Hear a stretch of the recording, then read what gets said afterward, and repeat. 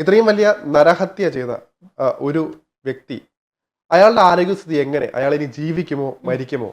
അതോ ജീവിതകാലം മുഴുവൻ കോമയിൽ തന്നെ തുടരുമോ? എന്താണ് ഇപ്പോൾ ആരോഗ്യസ്ഥിതി എന്ന് പലരും ഇപ്പോൾ അറിയാൻ ആഗ്രഹിക്കുന്നുണ്ട്.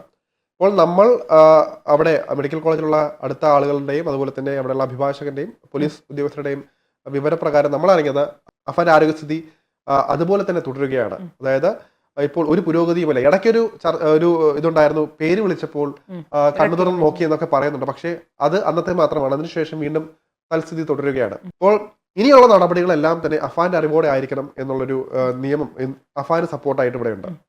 അതായത് പ്രതിയുടെ പൂർണ്ണ സമ്മതത്തോടെ പാടുള്ളൂ. പ്രതിക്കെതിരെ ഇനി എന്തെങ്കിലും നടപടി എടുക്കണമെങ്കിലും പൂർണ്ണ ബോധ്യം, അതായത് പ്രതി കോൺഷ്യസ് ആയിരിക്കണം എന്നുള്ളൊരു ഇതും കൂടെ വരുന്നുണ്ട്. എന്തായാലും ഇപ്പോൾ ആളുകൾ അറിയാൻ ആഗ്രഹിക്കുന്നത് എന്തായാലും അഫാനുമായി ഇപ്പോൾ മരവിച്ച ഒരു അവസ്ഥയാണ്. ഇപ്പോൾ കേസുമായി ബന്ധപ്പെട്ട നടപടികളെല്ലാം മരവിച്ച അവസ്ഥയാണ്. എന്നാലും കുറ്റപത്രം ബാക്കിയുള്ള അന്വേഷണം പോലീസിന്റെ ഭാഗത്ത് നടക്കുന്നുണ്ട്.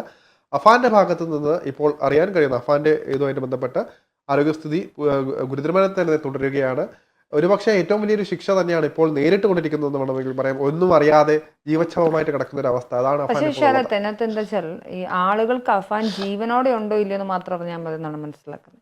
അത് ആളുകൾക്ക് അഫാന്റെ ആരോഗ്യനില പൂർണ്ണ ആരോഗ്യനെ അഫാൻ തിരിച്ചു വരണമെന്നോ അല്ലെങ്കിൽ അഫാൻ ജീവിതത്തിലേക്ക് തിരിച്ചു വന്നതിന് ശേഷം ഇന്ത്യൻ ശിക്ഷാ നിയമം അനുവദിക്കുന്ന അല്ലെങ്കിൽ അതിന്റെ ലൂപ്പ് ഹോൾസ് ഉപയോഗിച്ച് രക്ഷപ്പെടാനോ ഇല്ലെങ്കിൽ അഫാൻ ശിക്ഷിക്കപ്പെടാനോ അല്ല, ഇനി അഫാന് കിട്ടുന്ന വർഷങ്ങളോളം അഫാൻ ഇങ്ങനെ കേസുമായി നടന്ന് മേൽക്കോടതികളിലേക്ക് പോയി അപ്പീൽ മേടിച്ച് വീണ്ടും മേൽക്കോടതിയിലേക്ക് പോകുന്ന ഒരു ലാഗ്, ഒരു കോടതി വിധിയുമായി ബന്ധപ്പെടുന്ന ലാഗിൽ അങ്ങനെ ജീവിച്ചു പോകണോ എന്നൊന്നും ആളുകൾക്ക് ആഗ്രഹമില്ല.